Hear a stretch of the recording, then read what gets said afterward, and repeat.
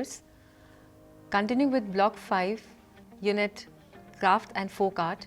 In this unit, we'll talk about the details about craft and folk art as two basic ingredients of tourism, details of the craft museums and Shilpgrams, where specimens of folk art and craft have been collected, preserved, and also put on display, and information pertaining to folk festivals and craft fairs from the tourism point of view.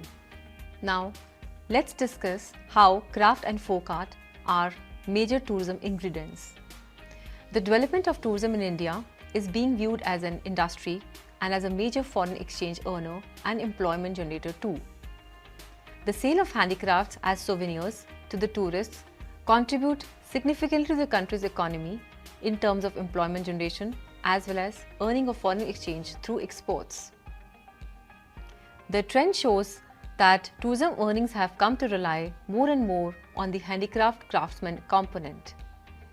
This has added further impetus to the development of tourism packaged and around artisans, unique craft pieces, and the culture of the place and people. There exists a symbiotic relationship between craft, culture, and tourism, and thus gives significant importance to the growth of cultural tourism. Touristic ribbon or line of shops selling crafts and offering a glimpse of artisans at work across villages become popular even among mass tourists, providing a much needed filling towards economic subsistence to the artisans and to the community. The essence of tourism is to create just the right ambience to make these natural and original characteristics more pleasant and comfortable experiences for them.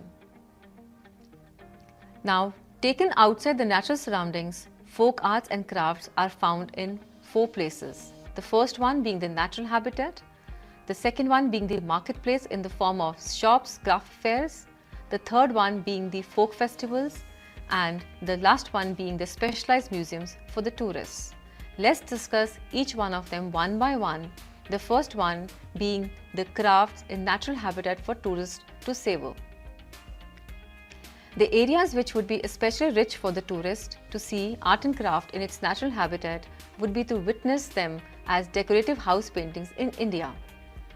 As an ingredient for tourism, it is best exemplified in cities of Rajasthan, depicting epics and heroic Rajput tales through Mithila paintings on buildings and doorways, the Pithora paintings of the Ranthamba tribe in Chota Udaipur in Gujarat, the Worli paintings of tribals in Thane district of Maharashtra and parts of Odisha, the northeastern states and in Jammu and Kashmir. In the villages and the sections of smaller towns, the habitat, the dress, artifacts of everyday use are still made by the people themselves or by the local artisans. There may be an entire village of weavers or potters or toy makers. The tourists experience the entire length and breadth of India in these villages. One typical natural habitat where traditional folk art and craft are still much a way of life is the Bani area in Kutch district.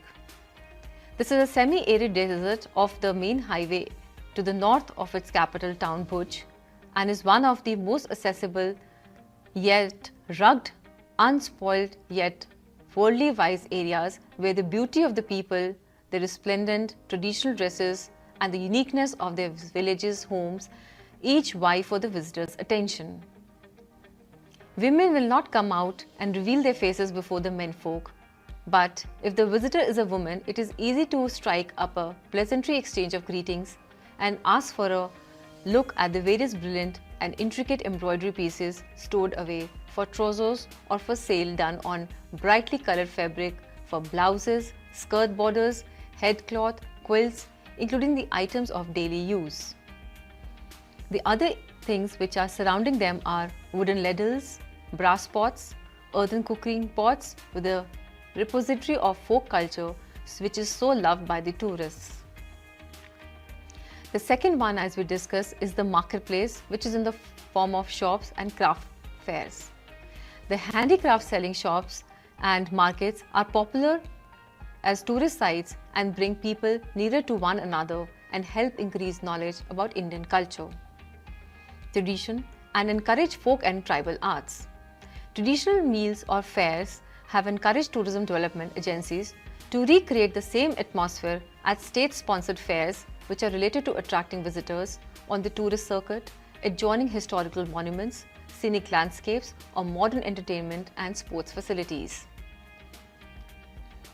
A crafts mela for the benefit of tourism and crafts has been evolved at the Surajkund Crafts Mela, which is held every year at the Haryana government tourist spot at Surajkund. The Surajkund Crafts Mela in Haryana, adjoining the border of New Delhi, is the best known of these modern-day fairs. The fair was established in 1987 and runs from the 1st to 15th February every year. Primary focus is on the handicrafts and handloom of India, which are projected state-wise every year with food, music, dance and other folk entertainment of the selected state to add to the particular cultural atmosphere. The craftspeople who are invited to sell their wares are largely selected from amongst those who have been honoured with national or state awards in recognition of their skills. The Crafts Mela bring the entire area alive and is a highly publicised event both nationally and abroad through travel agents and tourist offices, embassies, schools and the media are particularly sought after to pay attention to the vast potential of the Mela to promote Indian culture through craft skills. Some of the states already highlighted are Kerala, Odisha, Karnataka, Madhya Pradesh and Haryana.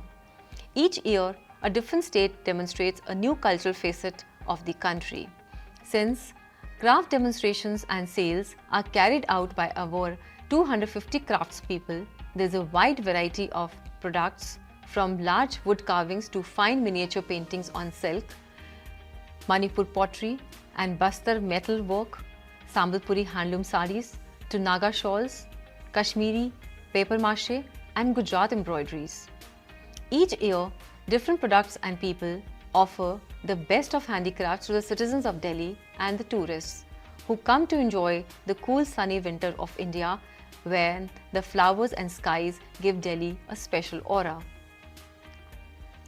Around this, a newly built hotel and golf course with many facilities for weekend relaxation has also come up. The Surajkund Mela is run by the Haryana Tourism Development Corporation with assistance from the Ministry of Tourism and Civil Aviation and the Development Commissioner of Handlooms and Handicrafts. Travel and daily allowances are paid to the craftspeople and an entrance fee is charged from the public. There are no middlemen involved in the sales of the craft, and while many may compare the quality and prices with those of the state emporiums at Delhi and find them fairly similar, the excitement and vitality of a fair for 2 weeks has its added advantages. Tourists from all over the world attend this fair in order to be exposed to different cultures of different states and regions. These fairs are considered to be a good place to purchase Indian souvenirs like ethnic attire at very low budget-friendly prices. The government and the state tourism bodies has arranged special cultural centers with periodical programs at different places for the propagation of folk art and crafts and is offered as a tourist attraction. Shilpgram is a model of traditional village life which is a considerable extent self-contained with the farmer, the potter, the carpenter, the blacksmith and weaver living in harmony and mutual interdependence. Shilpgram is an extremely well-known art and crafts fair and is very well known for being an extensive ethnographic museum that brings into focus the sheer diversity in the crafts and arts of India and making it popular at global level. The fair is attended by craftsmen from all over India looking to showcase and sell their products in order to promote the indigenous cottage industries. It helps the states to deliver income from tourism and handicrafts as opposed to agriculture. Shilp Darshan is a widely popular program in the Shilpgram Art and Craft Fair. It is organized at a spacious amphitheatre that can accommodate over 8,000 onlookers. And this program is where consumers go to have a look at the regional performances. Dance forms from all over India are showcased here, and theatre performances are showcased sing folk tales and religious tales and are also set up here. The interesting facts and comparisons are the Shilpgram Art and Craft Fair also has a few workshops set up where people can learn pottery and other craft skills. The huts that represent Gujarat also have separate guest rooms for people looking for accommodation within the Mela. This is an extremely ideal situation for a travel enthusiast. There are several other workshops in arts, crafts, theatre, dance and folklore for children so that parents can leave them with the trainers while they explore the rest of the fair. Shilpgram attempts to be an example of a living ethnological museum for tourists, along with an open gallery and a museum facility for exhibiting the not-so-common works of folk tribal arts and crafts. An important feature of the Shilpgram is the Shilp Bazaar, which is organized periodically on the lines of the traditional hut. Craftsmen are invited to demonstrate their skills and sell their crafts to visitors at Shilpgram. Huge terracotta items and vast variety of textiles and costumes, exquisite embroidery, masks, ornate wood and metalwork are all on display. In addition, dotting the Shilpgram landscape are sanctuaries, folk shrines, tribal totems, etc., recreating the authenticity of the place. Other institutions include the Bharat Bhavan at Bhopal in Madhya Pradesh and, as we discussed in the last unit, the 7 cultural zones which is developed in different zones of the country. We can also witness the handicraft through the craft festivals popular all over India. These festivals in India are closely related to use of craft objects produced by traditional craftsmen as part of a ritual and emotion without which no ceremony is complete. There are some crafts which are made only on the occasion of a particular religious festival, such as kites for Makar Sankranti, cloth and gold thread bracelets for Raksha Bandhan, lamps, toys, fireworks and clay toys for Diwali, etc., giving rise to heightened activity, both commercial and cultural. Whereas some crafts are living crafts which, as the word signifies, include all those objects which are still being made both for local and personal use, as well as for sale by traditional craftspeople in their respective regions on regular basis. In rural areas, the rhythm and pace of life is very different. The hub of activity is cultivation, but custom and folk tradition get unself-consciously linked. This is the India that the tourist visualizes. Today, tourism policy has taken note of these festivals and has also created specialized tourist festivals near places of scenic, religious or historical interest. Some of the real festivals which attract huge crowds of devotees and local onlookers are the famous Rath festival at Jagannath Temple, Puri in Odisha, and the Puram festival in Thrissur and the Hemis Monastery festival in Leh, Ladakh. These are centered around a particular religious spot. Other festivals are seasonal, that is, related to the position of the moon or the harvest season or to a mythological event. For example, these are Raksha Bandhan, Baisakhi, Diwali, Ganesh Chaturthi, Christmas, Eid, Pongal, Onam and many others. It is at this time that the folk crafts get a boost. Thousands of stalls, pavement shops, handcrafts and mobile salespeople spring to life to serve the public who come to attend these festivals. Devotion and commerce, pilgrimages and celebrations are a naturally integrated whole. It presents the true face of Indian culture in all its color, creativity and diversity, and its participants are there for their own needs and pleasures. Tourism here is centered around these festivals and events where tourists take a liberty to retreat or to indulge in pursuits connected with the local culture. Another form where the handicrafts are on display are the museums.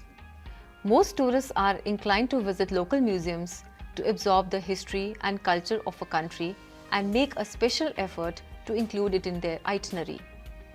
Some of India's distinguished and well-maintained museums that lay emphasis on folk arts and crafts are the National Craft Museum, Rural India Complex in New Delhi, the National Museum, Janpath, New Delhi, the Sanskriti Museum again in New Delhi, the Kelkar Museum in Pune, Maharashtra, the Vishala Utensil Museum of Ahmedabad in Gujarat, the Shreyas Museum, Ahmedabad, Gujarat, the Bharat Bhavan, Bhopal in Madhya Pradesh, Srinivas Malya Museum of Delhi, Sangeet Natak Academy Puppetry and Musical Instrumentation in New Delhi, State Museum in Trichur, Kerala, and the Museum of Kerala History near Cochin in Kerala.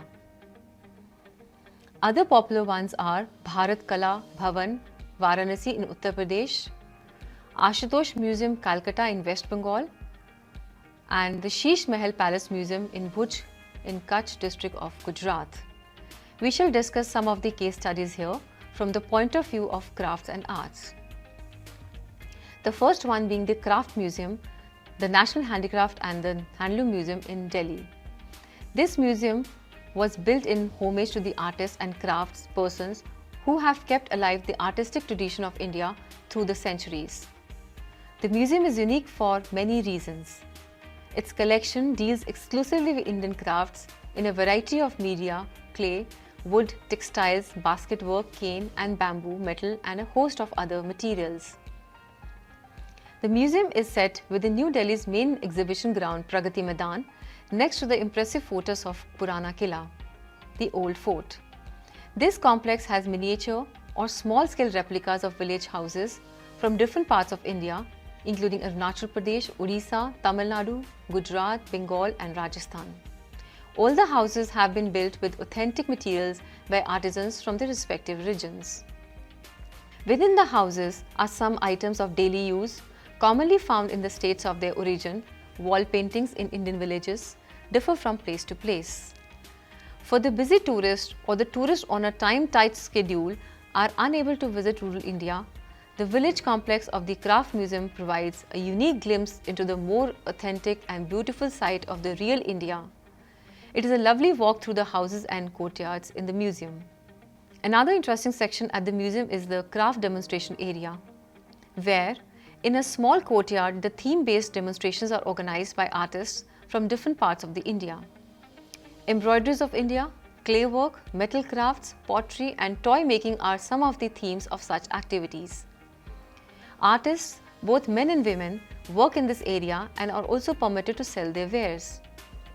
The most interesting is to actually sit and watch the artists working, to process and to even talk with them. It is through demonstrations such as these that a tourist comes to understand the diversity and richness of the Indian crafts tradition. Another case study we'll take here is of the Ashutosh Museum of Indian Art Culture. This museum, named after the great educationalist Sir Ashutosh Mukherjee, was set up in 1937. The museum has sculptures from Bengal, donated by scholars and collections obtained from archaeological excavations in Bengal. Apart from art objects from the past, the museum also holds an exemplary collection of craft items. Some of them are still produced and used in Bengal.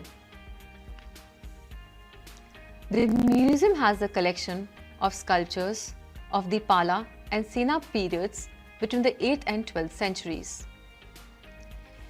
The visit to this museum is worthwhile as it has the collection of craft products displayed, including ritual objects, toys and dolls, popular painted owl, painted scrolls, Patachitra, which was once used by the storytellers. The other case study we are taking up is the Calico Museum of Textiles in Ahmedabad.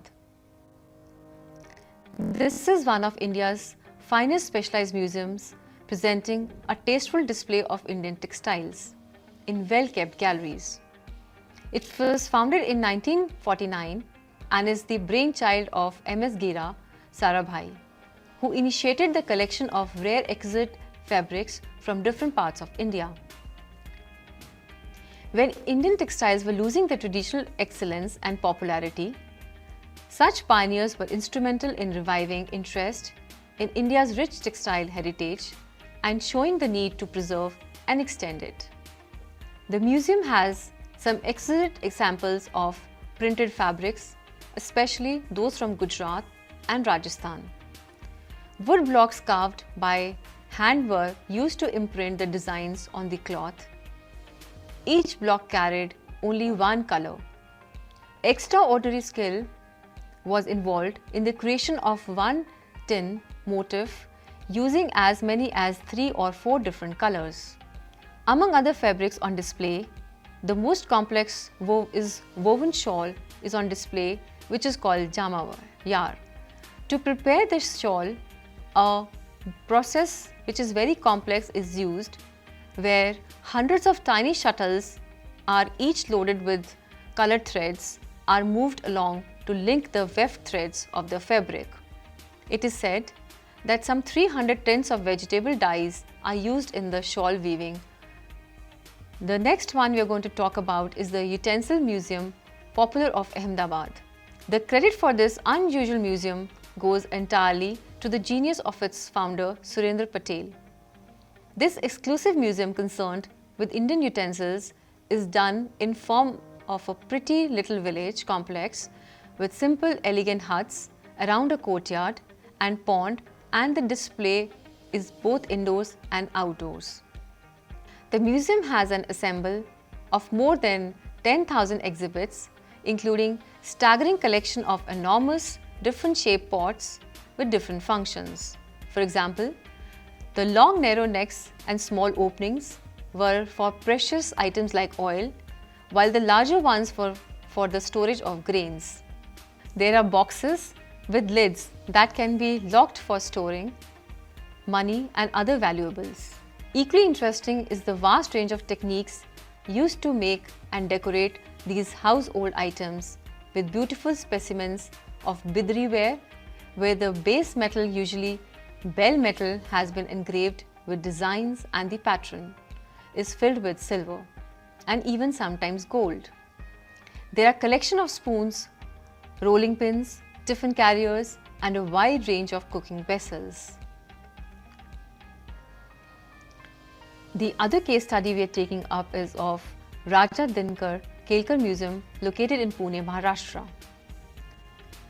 The museum contains the collection of a dedicated lover of Indian art, the late Dinkar Kelkar, who spent 60 years travelling and purchasing objects from the remotest villages and the towns of India. The Kelkar Museum confines its collection to the arts of everyday life and pots, lamps, containers, nutcrackers, pen stands and the life objects that one would find in the homes of village. A landlord, the farmer, the merchant and the shopkeeper are on display there. The museum is fitted with some splendid wooden doors and windows from Rajasthan, Gujarat and South India, carrying the auspicious figure of Ganesh, the elephant-headed god, and Lakshmi, the goddess of wealth, who brings prosperity and blessings of those who pass through the portals. The arrangement of metalware from locks to ink pots, ritual bowls, hookah stands, nutcrackers and lamps is quite remarkable, with motifs or figures that sanctifies the object. Sacred emblems like the peacock, the goddess Lakshmi, elephants and birds are the most common decorations done on these artifacts. There are also hanging lamps that were suspended on the heavy brass chains and standing lamps used in the temple and the home. This museum also houses the collection of locks, which includes some humorous, rather playful locks in the form of dogs, horses and even a scorpio. These locks were used on door and trunks and had ingenious looking mechanisms and keys. With the traditional customs of betel nut chewing and pan, there came the boxes and intricately designed containers for these leafy digestives.